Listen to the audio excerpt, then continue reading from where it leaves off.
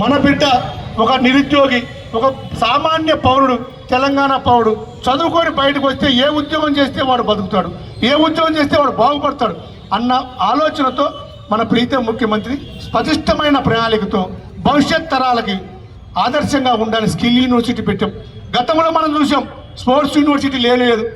నేను Telugu Desam party youth ప్రెసిడెంట్గా ఉన్నప్పుడు కూకుట్పల్లి నియోజకవర్గంలో దాదాపు 2004 దాదాపు 20 సంవత్సరాల క్రితం ఇదే సన్నాసి ఎమ్మెల్యే అప్పుడు ఉండే మాతో పాటు వైస్ చైర్మన్, మేమంతా కలిపి గ్రౌండ్ కోసం ధర్నా చేసాం, నిరాహార దీక్ష చేసాం గ్రౌండ్ కోసం. 20 సంవత్సరాలైంది, ఇప్పుడు కూడా గ్రౌండ్ రాలా. ఈయన 10 సంవత్సరాలు ఎమ్మెల్యే, ఇంతవరకు గ్రౌండ్ లేదు కూకుట్పల్లిలో.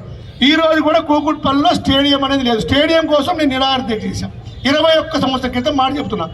ఎందుకంటే మనమందరం కూడా ప్రభుత్వ పాఠశాలలో పాల్గొన్నప్పుడు, చదువుకున్నప్పుడు అక్కడక్కడ డ్రిల్స్ పీరియడ్ ఉండేది, గ్రౌండ్లు ఉండేవి, ఓపెన్ ప్లేస్లు ఉండేవి.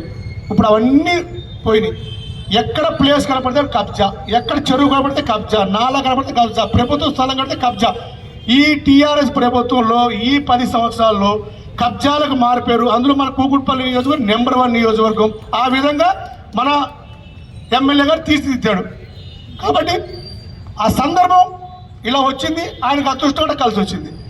ఇప్పుడు అలాంటి పరిస్థితి లేదు. ఇప్పుడు మనం హైడ్రా పెట్టాం, హైడ్రా మీద అనేక ఆరోపణలు చేశారు.